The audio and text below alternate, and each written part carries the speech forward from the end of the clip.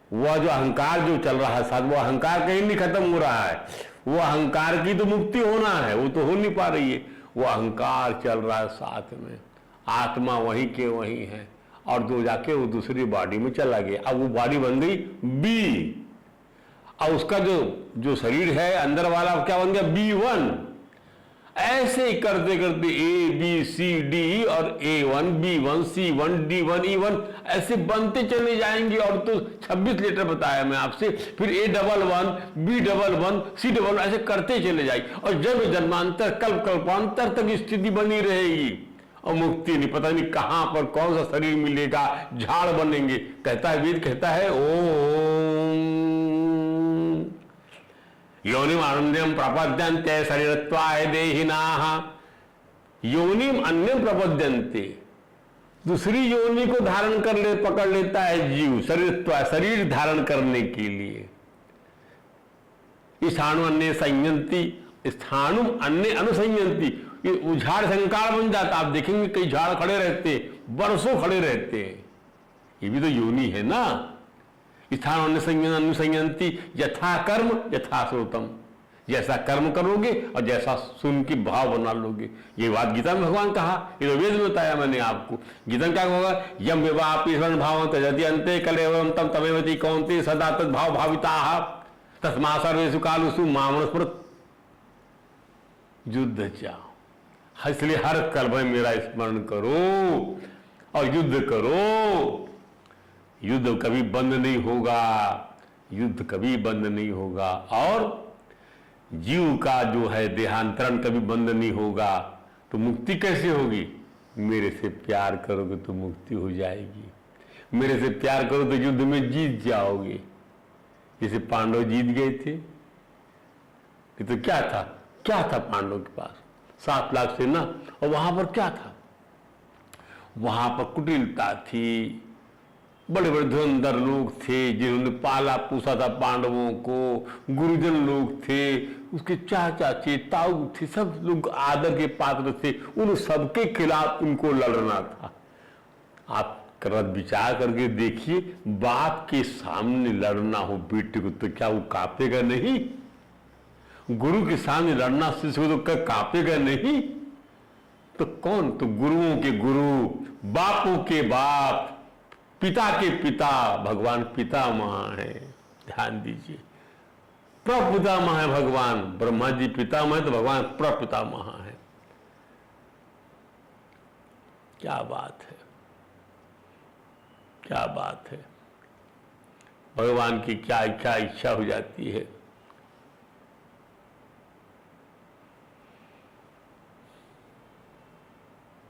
अब देखिए, इसीलिए न मुझते देही होगी तब तक, कब तक, जब तक भगवान श्री कृष्ण से प्रेम ना हो जाए तब तक शरीर धारण करने का सिलसिला चलता रहेगा। यही जन्म मरण का चक्र कहलाता है। यही जो है क्या है, it is the life and death cycle. Life cycle बोल दीजिए, उसी में इंप्लाइड है। लाइफ ही तो डेथ है, लाइफ जो है वही डेथ है। ध्यान दीजिए, उसका विपर्य है। और जहां जिस चीज का विपर्य नहीं है वह है शाश्वत जीवन, शाश्वत आनंद। भगवान की भक्ति श्वासक्ति बस आ स्वरूप की स्मृति बनी रहे, इसके लिए हमेशा विवेक दृष्टि का आश्रय लेकर इंद्रियों की चेष्टाओं का आकलन करते रहना चाहिए।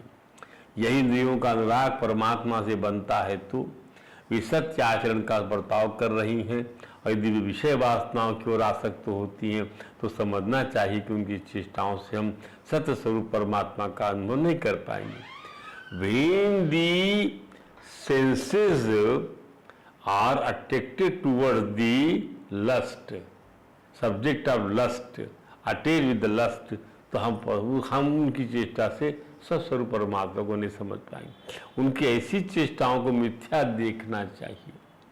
भगवान शब्द एक महत्वपूर्ण बात समझाते, समझिए इसको। देखिए क्या समझाते हैं, पुंसः स्त्रिया मिथुनुभावम एतम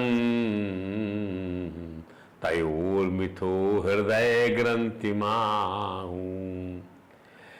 स्त्री और पुरुष के मध्य का आकर्षण संसार का मूल नियम है। Yes, the fundamental law of the world. दोनों आकर्षित होते हैं, स्त्री की तरफ पुरुष, पुरुष तरफ स्त्री। स्त्री और पुरुष इन दोनों का जो परस्पर दाम्पत्य भाव है, मिथुनु भाव है, तब पुरुषा स्त्रिया मिथुनु मिथुनी भावम एतत् तयो मिथो हृदय ग्रंथि में। इसी को पंडित जन विद्वान लोगों ने इनके हृदय की स्थूल एवं दुर्भेद गांठ कहा है। दाम्पत्य भाव, ये मेरे पति है, ये मेरी पत्नी है, ये बड़ी ग्रंथि है। 7 जन्म की ग्रंथि कहते हैं हिंदुस्तान में, संस्कार वाली ग्रंथि।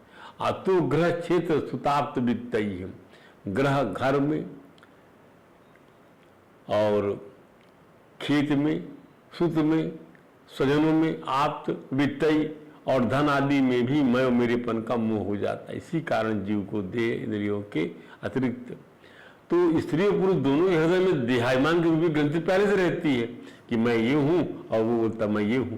ये सूक्ष्म देहायमान रूपी सूक्ष्म ग्रंथि, देह का अभिमान, और इसमें ये वाली ग्रंथि और आ जाती है, स्थूल ग्रंथि। कौन सी? दाम्पत्य वाली। और फिर मैं और मेरा पाना जाता है। ये दोनों ग्रंथि का वहां पे सिंक्रोनाइजेशन देखने मिलता है। काय का? स्थूल ग्रंथि दाम्पत्य जीवन वाली, मैं ये मेरे पति, मैं इनकी पत्नी, और देहाभिमान वाली, ईगो टूवर्ड्स द बॉडी, मैं और मेरेपन का। इससे मैं और मेरेपन का मोह हो जाता है। तो स्त्री और पुरुष के बीच सहज आकर्षण का प्रमुख कारण क्या है? विषय भोग है। स्त्री से वो सब चीज मिलती है जो हम चाहते हैं, और पुरुष से उससे वो सब कुछ मिलता है जो वो चाहती है। उसे सुरक्षा मिलती है, उसको उसको साथ उसके लिए सब कुछ व्यवस्था करते, घर की व्यवस्था करता है पुरुष, उसकी प्रतिष्ठा बनाता है। और पुरुष जो है उससे जो है अन्नपूर्णा के भाव से वो पाता है, रंभा के भाव से शयन सुख पाता है। तो विवाहित होने पर यह आकर्षण और भी दृढ़ हो जाता है। स्त्री और पुरुष के ग्रंथिल संबंध के कारण मोह उत्पन्न होता है, जिससे यह सोचना पड़ता है कि अमुक पुरुष मेरा पति है या अमुक मेरी पत्नी है। यही सोच तो हृदय ग्रंथि कहलाती है।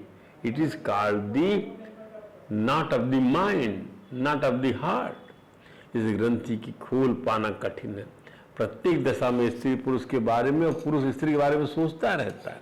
क्या सोच रहे? अरे भाई पत्नी की याद आ रही, क्या सोच रही है? पति की याद आ रही है। भले ही इस प्रकार व्यक्ति परिवार, धन तथा संतान के प्रति अटैच हो जाता है, भले ही सब क्षणिक क्यों न हो। और तो संन्यास लेने